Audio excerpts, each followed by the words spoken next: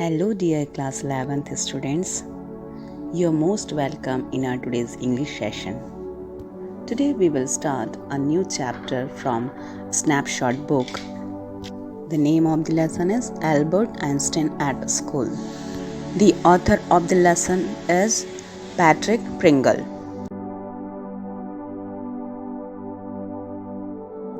I think you all know Albert Einstein very well. आज हम जिस मॉडर्न और डिजिटल लाइफ में जी रहे हैं उनमें बहुत बड़ा योगदान हमारे एल्बर्ट आइंस्टाइन जी का है। The principle of relativity and mass energy equation, ये दोनों ही जो थ्योरम हैं इन्होंने दिए थे और ये हमारे लिए बहुत ही इम्पॉर्टेंट है। एटॉमिक बम बनाने का भी जो प्रिंसिपल है इन्होंने ही दिया था और इनको नोबेल पुरस्कार से सम्मानित भी इसीलिए किया गया था। इन्होंने ही हमें सिखाया कि अभ्यास ही सफलता का मूल मंत्र है। लेसन इनके स्कूल लाइफ पर है। आइए इस लेसन को हम स्टार्ट करें। The lesson is about the famous theoretical physicist Albert Einstein. ये लेसन महान भौतिक शास्त्री एल्बर्ट आइंस्टाइन के ऊपर है। It is taken from biography named The Young Einstein written by Patrick Pringle. ये उनकी एक बायोग्राफी जिसका नाम है The Young Einstein उससे लिया गया है और इसे लिखा है पैट्रिक प्रिंगल ने। The lesson talks about how Albert Einstein hated school, wanted to leave it and then was forced out of it. ये लेसन बताता है एल्बर्ट आइंस्टीन के बारे में कि वो क्यों स्कूल से वो बहुत ज़्यादा नफरत करते थे और चाहते थे कि वहाँ से वो लीव इट, मतलब कि वहाँ से उसको छोड़ दें। इनका ये इच्छा था कि इसमें स्कूल ना जाऊँ and then was forced out of it, और उसके बाद उन्हें स्कूल से बाहर कर दिया गया। आई थिंक आप लोग जानते हैं कि ये एल्बर्ट आइंस्टीन जी बचपन से ही बहुत ही डिफरेंट सोचने वाले थे, कुछ अलग करने वाले थे। इनको बुक्स में लिखी हुई चीज़ों को पढ़ना पसंद नहीं आता था, वो अपने से कुछ नया कुछ करना चाहते थे और इसीलिए उनको स्कूल बिल्कुल भी पसंद नहीं आता था। Albert Einstein is regarded as the greatest physicist since Newton. Newton के ज़माने में ही एल्बर्ट आइंस्टीन भी एक बहुत ही ग्रेटेस्ट महान भौतिक शास्त्री थे। In the following extract from the Young Einstein, the well-known biographer Patrick Pringle, इन्होंने ही बताया हमको द यंग आइंस्टाइन जो बुक है, जो बायोग्राफी है उनकी, उसमें से उन्होंने बताया describe the circumstances which lead to Albert Einstein's expulsion from a German school. और इस बायोग्राफी में ही बताया गया कि उनका जो सर्कमस्टेंसेस था, उनके चारों का जो वातावरण था वो कैसा था करके, जिससे कि एल्बर्ट आइंस्टीन जो है वहाँ से वो निकलने के तरीके सोचते हैं। Expulsion means the action of forcing someone to leave an organisation. Actually में इसका मतलब होता है निष्कासन, शुद्ध हिंदी में बोलें तो एक्सपल्शन का मतलब। और बायोग्राफर का मतलब जानते ही होंगे ना आप, जो जीवनी लेखक, जो किसी व्यक्ति के बारे में बहुत ही अच्छे से सोच समझ करके उनके बारे में अच्छे से जान करके लिखता है। तो जो पैट्रिक प्रिंगल थे वो एक ग्रेटेस्ट बायोग्राफर थे। In this lesson, Patrick familiarizes the reader with those years in Einstein's life where he was struggling each day in school.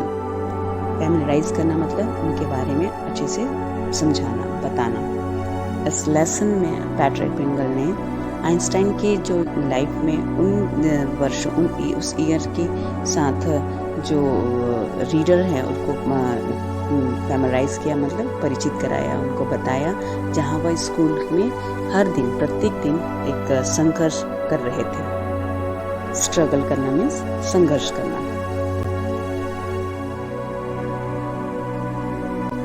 It throws light upon a few encounters with his teacher. इस जो lesson है या biography है उसमें बताया गया है encounter हुआ उनके टीचर्स के साथ में। उनका एनकाउंटर का मतलब तो ऐसे मुठभेड़ होता है, लेकिन कभी कभी कुछ बातचीत हो जाती है टीचर्स के साथ में, वो इसमें प्रकाश डाला गया है उसके बारे में। What he felt about the neighborhood he lived in, वो जहाँ रहते थे उसके आसपास के जो पड़ोसी थे उनके बारे में भी क्या सोचते थे। What he felt, क्या महसूस करते थे about the neighborhood, and how he had only one good friend Yuri, और कैसे उनका एक ही फ्रेंड, एक बहुत ही अच्छा फ्रेंड एक ही था, वो था यूरी। वो इसके बारे में इस बायोग्राफी में बताई गई है।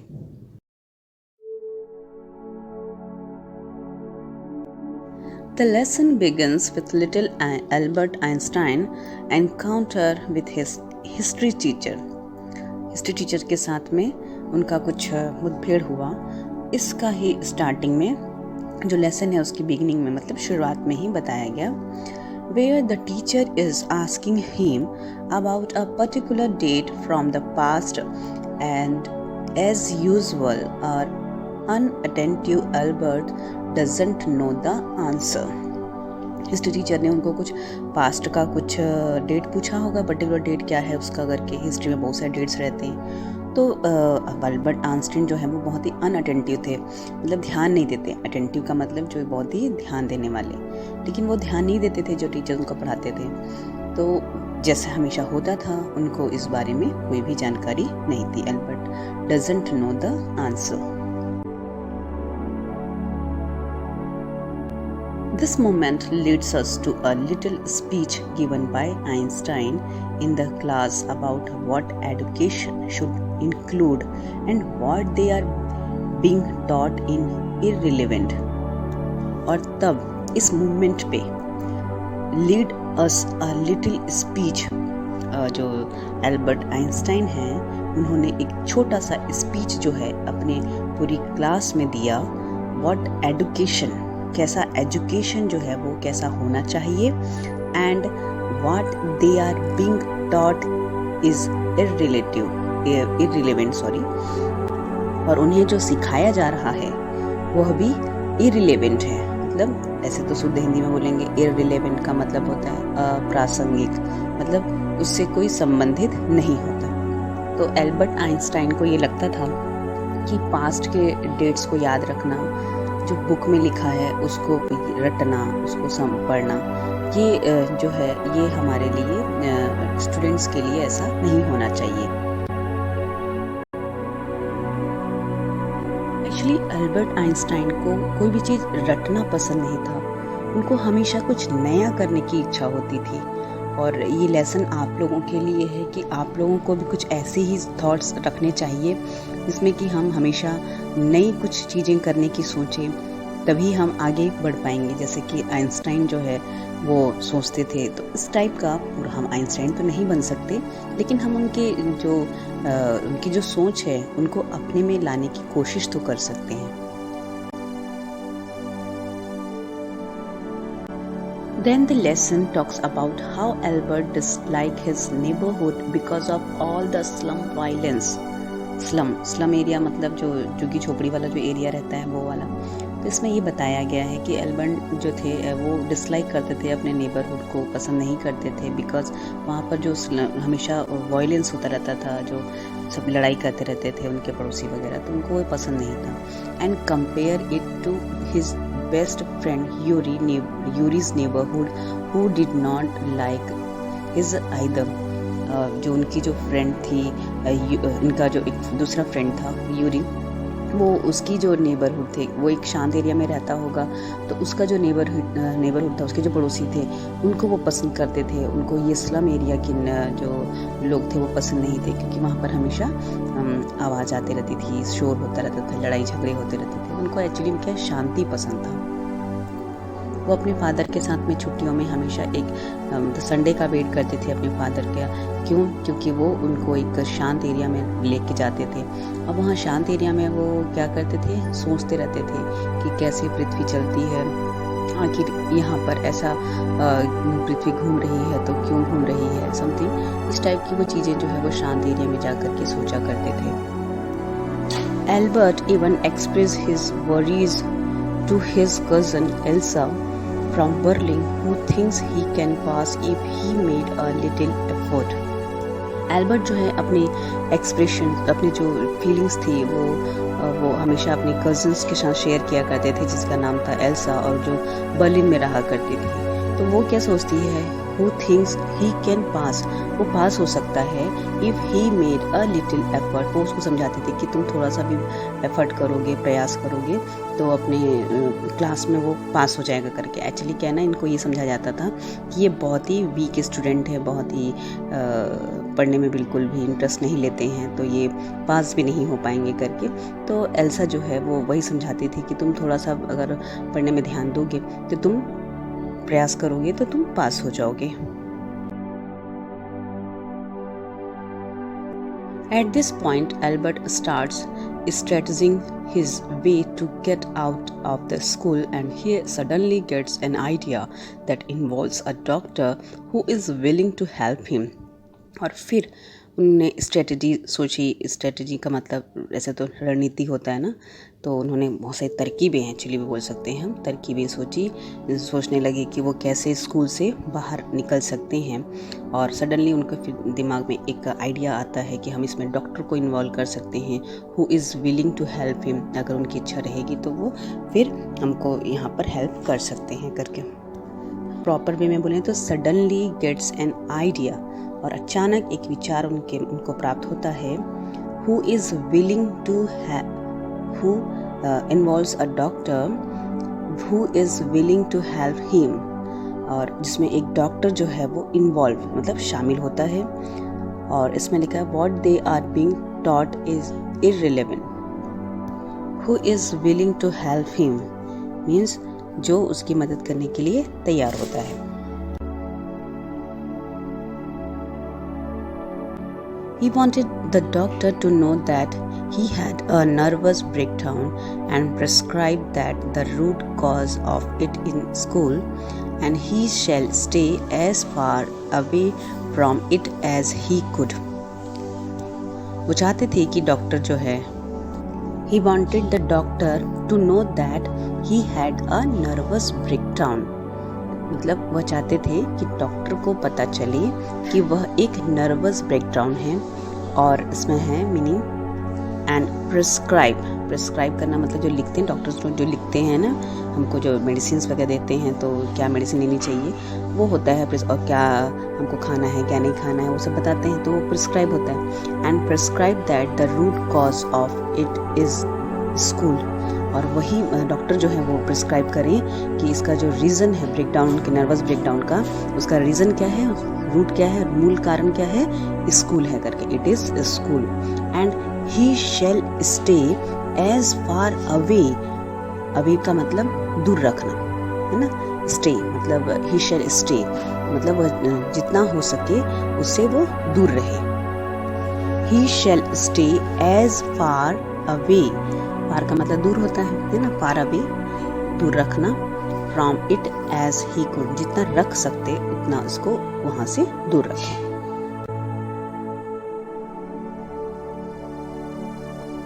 On meeting the doctor, he comes to know that Yuri has already told him everything and the doctor is ready to help him. On meeting the doctor, मतलब डॉक्टर से मिलने पर, he comes to know that, उसे पता चलता है that Yuri has already told him everything, कि उसके जो फ्रेंड है यूरी उसने उसे पहले ही डॉक्टर को मतलब पहले सब कुछ बता दिया है। And the doctor is ready to help him, और डॉक्टर भी अब क्या है, बिल्कुल रेडी है, तैयार है मदद के लिए। He wanted the doctor to know that he had a nervous breakdown.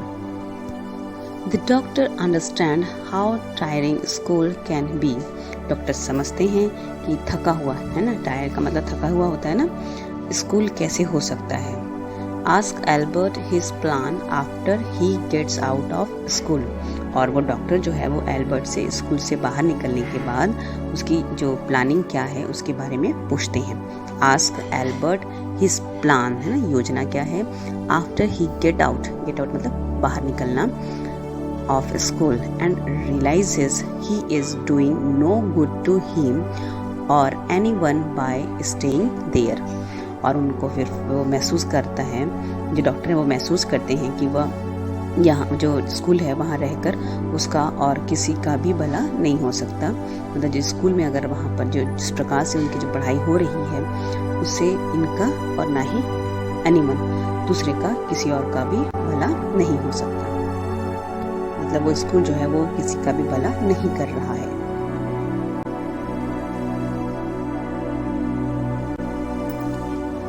He is then summoned to the head teacher's room, where he is told to walk away as hardly any serious work can be accomplished when he is around.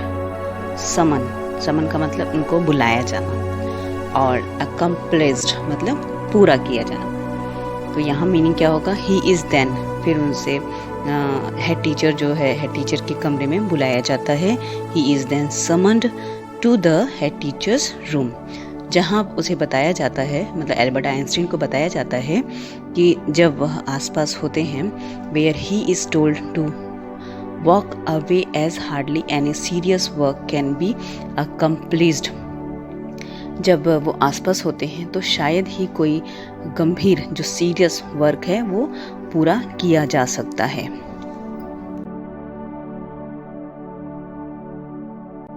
He resisted it and walked straight out of the school with his head high.